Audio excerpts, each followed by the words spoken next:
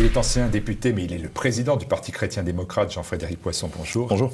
Marine Le Pen rédige une lettre ouverte à Nicolas Dupont-Aignan alors que leurs bureaux sont séparés de quelques mètres. Nicolas Dupont-Aignan demande des précisions sur le programme de Madame Le Pen qu'il a accepté pourtant en mai 2017. Est-ce que c'est la bataille des égos ou une simple mise en scène avant fiançailles? Vous qui savez tout. Oui, ça peut être tout ça à la fois. Il y a dans cette démarche quelque chose qui est l'ambiguïté, la difficulté au fond de réunir toutes ces formations et toutes ces personnes qui finalement ont des socles de plus en plus communs. Avec les amoureux de la France, le Parti chrétien-démocrate et Debout la France de Nicolas Dupont-Aignan et quelques autres, le CNI, Véronique Besse du Mouvement pour la France et 2-3 autres personnes, nous avons imaginé que on ne pouvait pas envisager de redresser le pays sans commencer par un programme commun de la droite, à la manière dont la gauche, il y a maintenant une quarantaine d'années, a élaboré un programme commun de la gauche, permettant que des formations politiques aussi différentes et aussi éloignées l'une de l'autre qu'étaient le Parti socialiste et le Parti communiste de l'époque s'entendent sur l'essentiel pour finalement chasser ces affreux libéraux qui étaient au pouvoir à l'époque. Affreux libéraux, je cite bien entendu. Je pense indispensable de réaliser une démarche de cette nature. Faute de quoi, le macronisme est installé pour un quart de siècle avec tout son cortège de choses néfastes et nuisibles pour notre pays et pour le monde. Nous avons beaucoup de mal à réaliser cette opération, beaucoup de mal, parce qu'il y a des pesanteurs historiques, culturelles, il y a des intérêts de partis politiques. Les partis politiques sont des organisations, ils ont leurs propres intérêts, leurs propres stratégies. Donc faire converger tout ça est un exercice compliqué. Je continue de penser qu'une liste unique pour les européennes serait la meilleure solution. Les européennes sont dans un an, un peu moins d'un an. Nous en sommes encore loin de cette liste unique pour cette échéance. Il faut dire qu'on en est loin parce qu'en mars dernier, vous étiez à cette place, vous m'avez même déclaré, j'ai rencontré Marine Le Pen. Oui. Bon, aujourd'hui, vous déclarez à Boulevard Voltaire, mes amis de Boulevard Voltaire, que, je cite, je ne serai pas dans une liste européenne menée par un membre du Front National. C'est-à-dire en 3 mois, les choses n'ont pas évolué favorablement, c'est le moins qu'on puisse dire. Non, c'est pas tout à fait la même chose.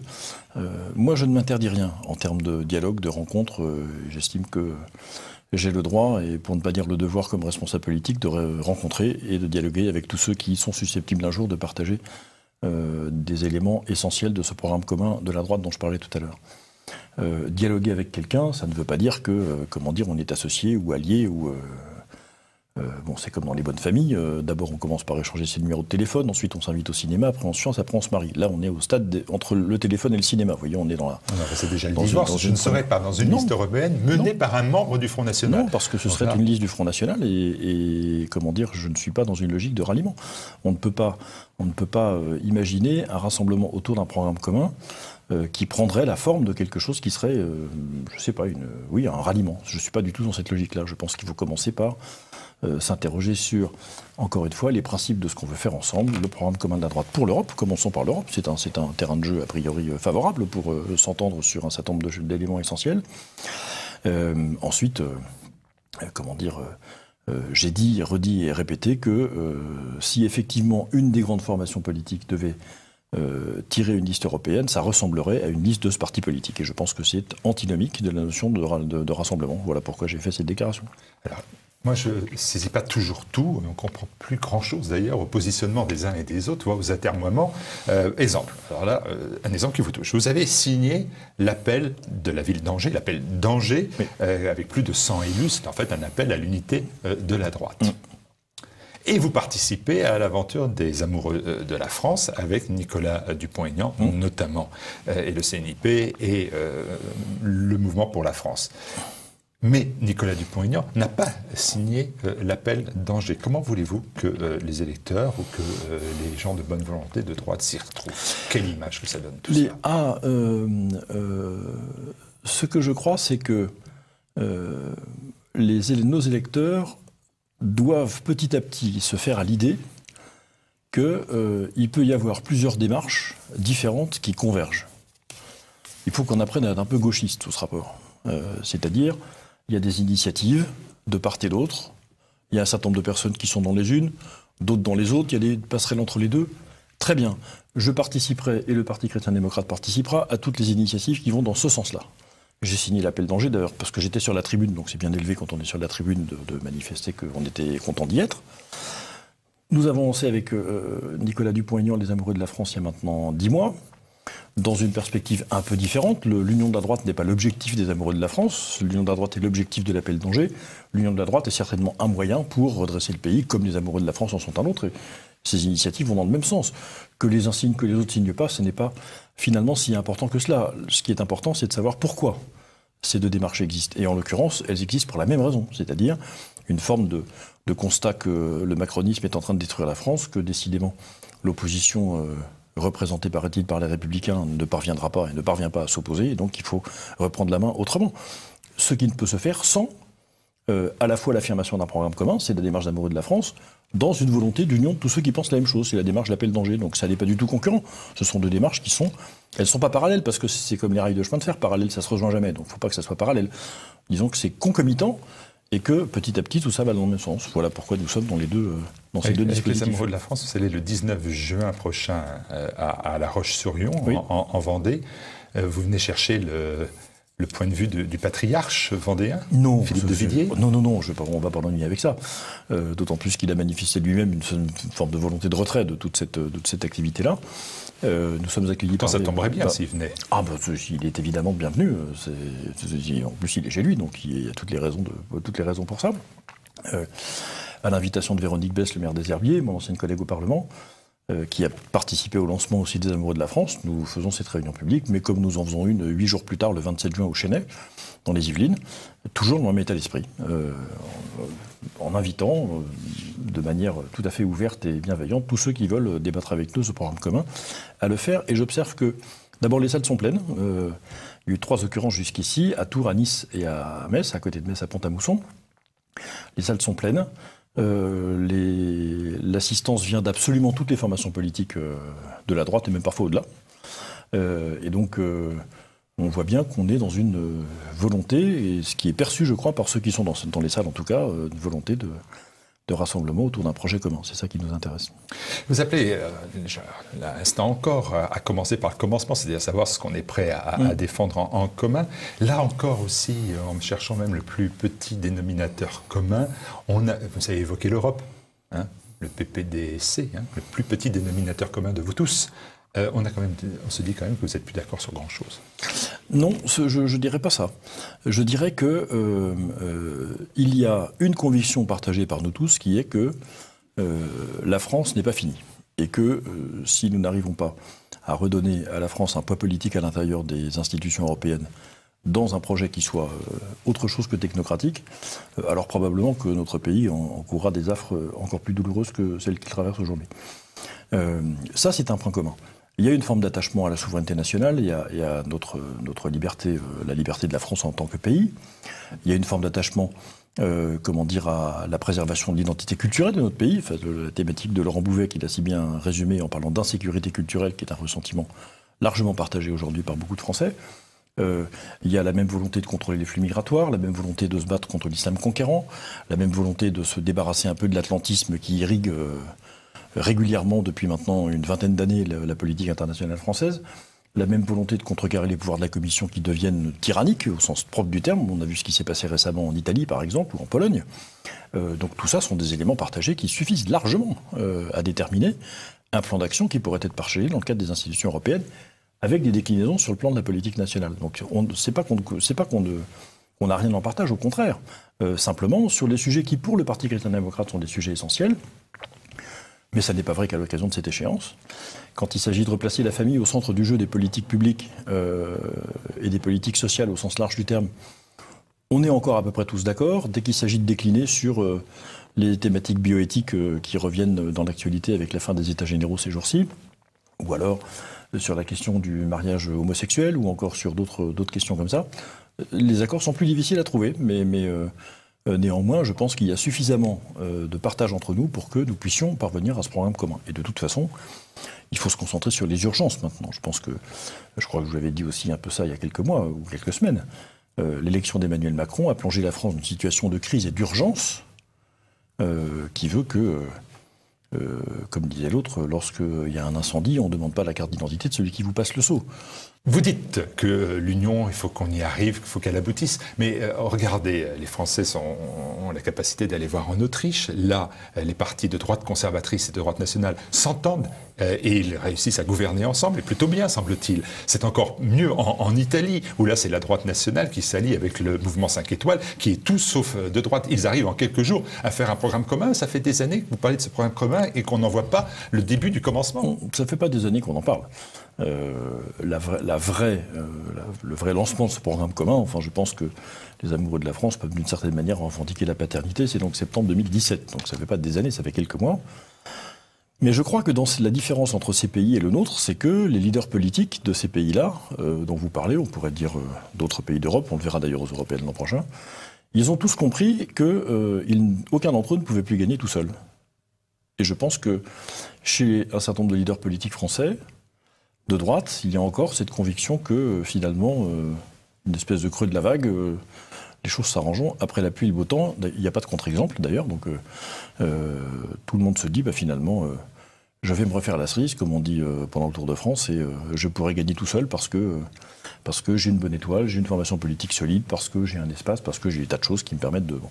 Tant que la conviction ne sera pas partagée que plus personne ne gagnera tout seul, je pense qu'il sera difficile de réaliser cette union, même si par ailleurs le socle d'un programme commun existe déjà, je le disais tout à l'heure, même si c'est un souhait assez largement partagé par beaucoup d'électeurs en France, c'est certain, et même si l'urgence politique réclame cette union. Est-ce que le fait que Laurent Wauquiez soit à la tête des Républicains n'est pas un plus dans cette stratégie par rapport à Copé, par rapport à Fillon, par rapport à tant d'autres que vous avez connus? Oui, bien sûr. Je siégeais avec eux à l'Assemblée, je les connais tous très bien. Je ne sais pas si c'est un plus.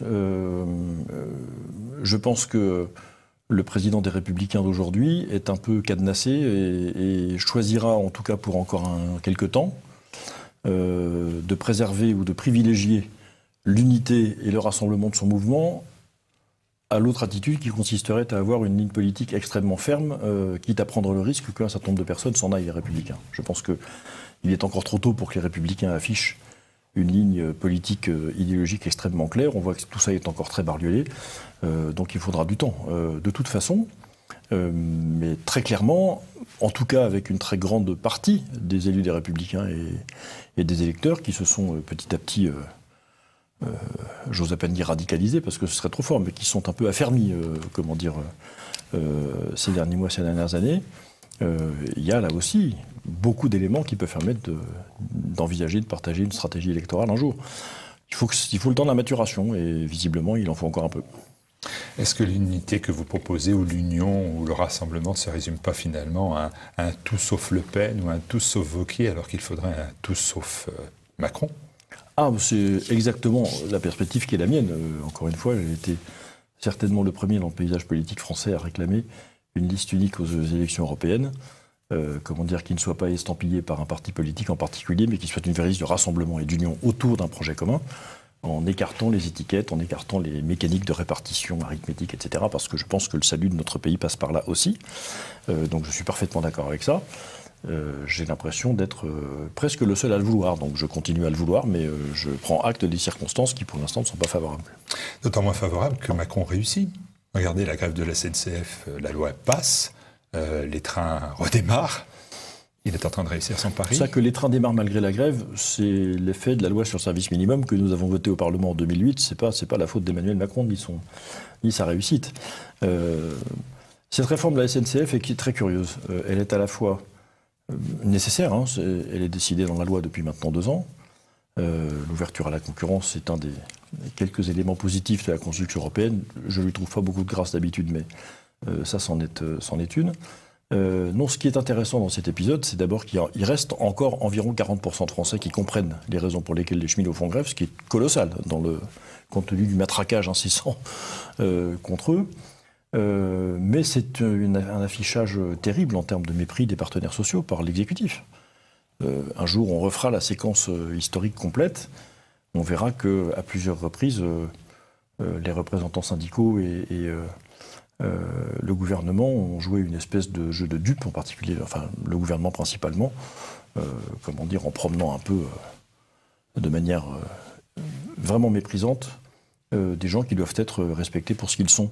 Je ne suis pas d'accord avec la ligne politique et la ligne sociale de toutes les organisations syndicales en France, mais je reconnais bien volontiers que nous avons le devoir de les respecter pour ce qu'ils sont, parce qu'ils sont un rouage essentiel de notre cohésion sociale, même si de temps en temps ils prennent des directions qui sont un peu étonnantes, pour ne pas dire contestables.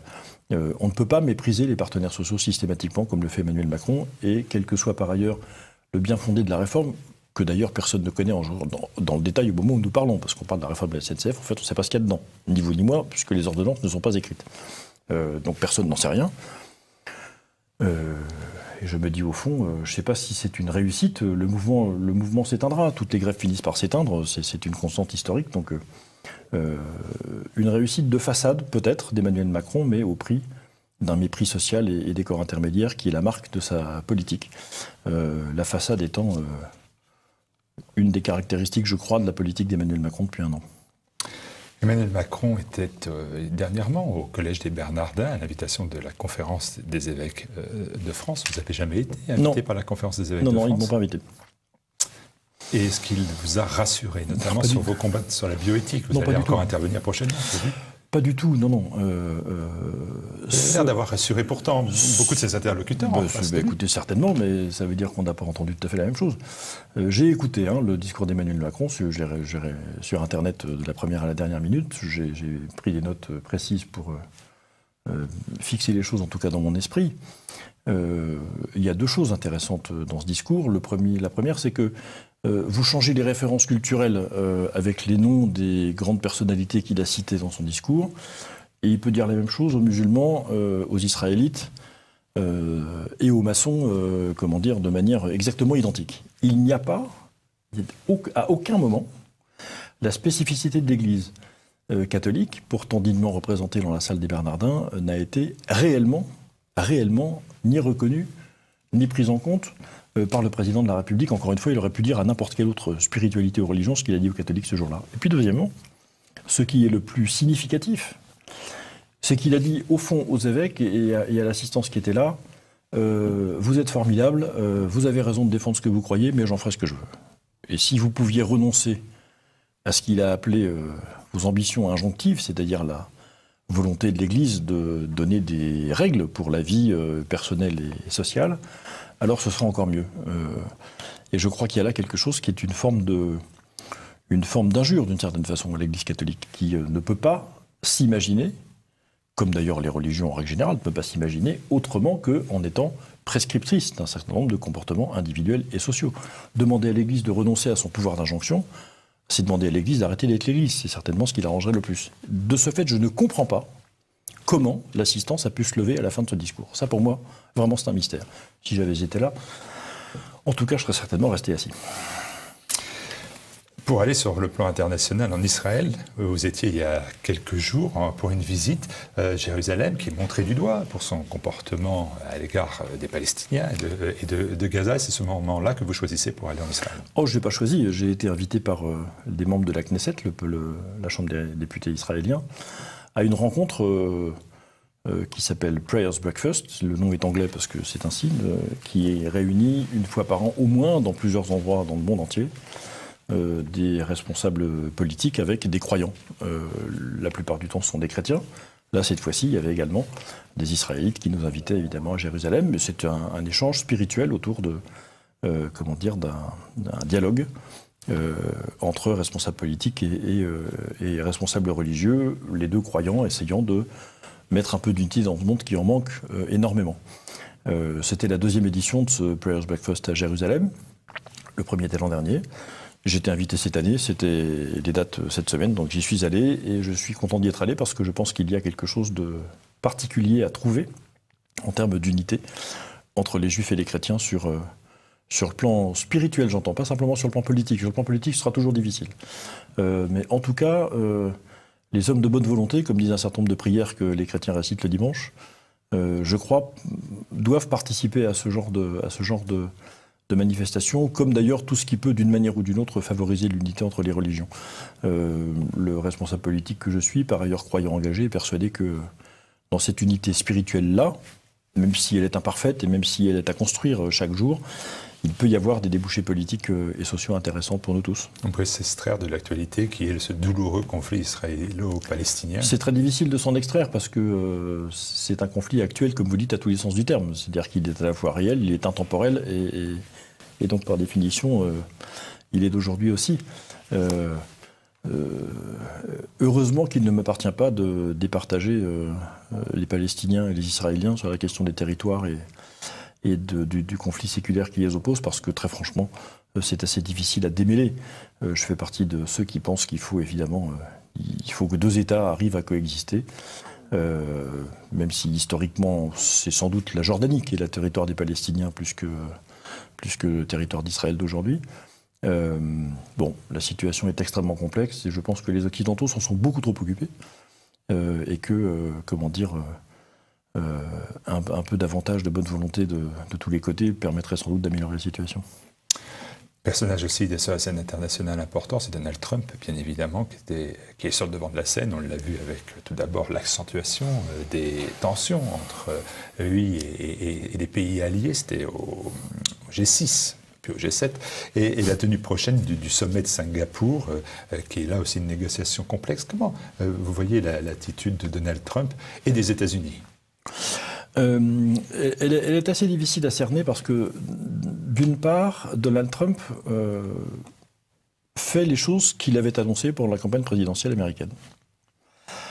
Premier élément. Deuxième élément, c'est habituellement, et on le savait aussi depuis la campagne présidentielle des États-Unis, c'est un homme qui s'affranchit assez facilement d'un certain nombre de codes, y compris des codes internationaux, avec toutes les conséquences que ça peut avoir, parce que l'isolement arrive assez vite sur la scène internationale quand on ne fait pas ce qu'il faut pour que justement il soit maintenu le minimum de cohésion nécessaire au dialogue. Troisièmement, Donald Trump a toujours dit qu'il privilégierait, sur toute autre forme de considération, l'intérêt des États-Unis d'Amérique. C'est ce qu'il fait. Alors ça nous choque, nous, parce que on est persuadé que derrière les enjeux de la COP21, il y a des choses merveilleuses et que, comment dire, ces traités internationaux sur l'environnement vont absolument révolutionner la Terre entière. Je suis très dubitatif sur ce sujet. Je pense que les Américains pourraient mettre un peu plus de bonne volonté dans les mutations énergétiques qu'ils doivent connaître, mais bon... Il est extrêmement actif sur la scène internationale. Les rencontres avec la Corée du Nord ne sont pas du tout anodines. Je ne sais pas ce qu'il en sortira, mais en tout cas, le fait qu'il soit le premier chef d'État occidental à rencontrer officiellement le président de la Corée du Nord n'est pas non plus une petite affaire. C'est d'une certaine manière une victoire diplomatique pour Donald Trump sur la scène internationale, certainement. Et puis, comme je l'ai souvent dit, y compris pendant la campagne primaire, le gros avantage pour les Européens et nous Français de cette situation, c'est que ça nous oblige à repenser notre propre présence à l'international. Ça nous oblige à nous redemander ce que nous faisons dans l'Europe, si l'Europe est capable de faire quelque chose de cet espace libre, d'une certaine manière, qui lui est donné. Et nous verrons bien comment nous sortirons de tout cela. Mais pour prendre l'exemple particulier de l'accord avec l'Iran, soit effectivement nous arrivons à faire en sorte que les intérêts des entreprises européennes présentes en Iran soient protégées. Ça, on ne prend pas le chemin parce qu'elles sont en train de partir les unes après les autres, comme vous le voyez petit à petit, avec d'énormes marchés et donc des fragilités pour ces entreprises à venir. Soit nous restons sous le joug des Américains, toute Europe que, paraît-il, nous sommes, et nous verrons à ce moment-là quelle voie nous choisirons. Mais il y a une forme de défi lancé aux autres pays, aux autres puissances mondiales, on va dire, ou internationales, dans cette manière de faire de Donald Trump qui, pour nous, est intéressante. Ça nous oblige à revoir, réexaminer, repenser complètement nos stratégies internationales et nos relations. C'est plutôt une bonne perspective, si jamais on en fait quelque chose. Merci beaucoup, Jean-Frédéric Poisson. J'ai une dernière question. Vous avez peut-être vu cette polémique sur les réseaux sociaux qui se dessine avec la présence en octobre prochain, je crois, du chanteur-rappeur Medine dans la salle du Bataclan. Chanteur aux propos souvent insultants et provocateurs. Et faut-il interdire Medine au Bataclan ? Je pense que l'idée même de l'avoir programmé me paraît parfaitement saugrenue. Deuxièmement, on ne s'appelle pas Medine par hasard. C'est pas n'importe quelle ville, Médine. Ça n'est pas la ville de l'islam le plus calme et le plus tolérant et le plus facile. Troisièmement, il y a dans les propos, dans les paroles, les textes des chansons de ce chanteur, de ce rappeur, cette phrase qui dit, je crois, verbatim, il faut crucifions les laïcards comme au Golgotha, ce qui, pour tous ceux qui n'ont pas d'intérêt particulier pour la religion et pour les chrétiens, est une injure insupportable, au fond. Et on nous explique que l'homme qui est capable d'écrire ça est par ailleurs un adepte du djihad tranquille, de l'effort sur soi, toute cette espèce de propagande en réalité qui est derrière l'utilisation de ce mot. Non, c'était très imprudent de programmer. Par respect pour les victimes, je pense qu'il serait extrêmement pertinent et bienvenu d'annuler ce concert. L'islam, c'est un sujet sur lequel vous travaillez. Ça aboutira peut-être à... Oui, je publierai un livre en septembre prochain aux éditions du Rocher qui s'appellera « L'islam à la conquête de l'Occident ». Sur la base de documents officiels produits par les États arabes et l'Organisation de la coopération islamique. Un document qui s'appelle « Stratégie islamique d'action culturelle destinée aux musulmans qui sont installés en Occident » et de voir comment les États musulmans eux-mêmes envisagent petit à petit d'accentuer la domination de la charia sur l'Europe. Tout ça est écrit. J'ai souhaité faire un commentaire de ce texte qui a été publié et adopté en 2000 par ces instances internationales musulmanes. Et comme il est très peu connu, alors qu'il est public, eh bien, il m'est apparu indispensable de le mettre à disposition des lecteurs français pour qu'ils se rendent compte qu'au-delà des collections de faits divers qu'on a déjà vues bien des fois dans la littérature récente, bien de faire apparaître ce qui est non pas, une juxtaposition hasardeuse ou inconcertée d'événements pris ça et là, mais une volonté stratégique de conquête. Et je soumettrai ça à l'appréciation, à la critique de nos lecteurs en septembre prochain aux éditions du Rocher. Et des téléspectateurs TV Liberté. Et des téléspectateurs TV Liberté, pourquoi pas. Merci Jean-Frédéric Poisson. Merci à vous.